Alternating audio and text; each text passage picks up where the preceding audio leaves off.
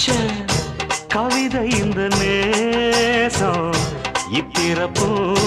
எப்பிறப்பும் தொடரும் இந்த பாசம்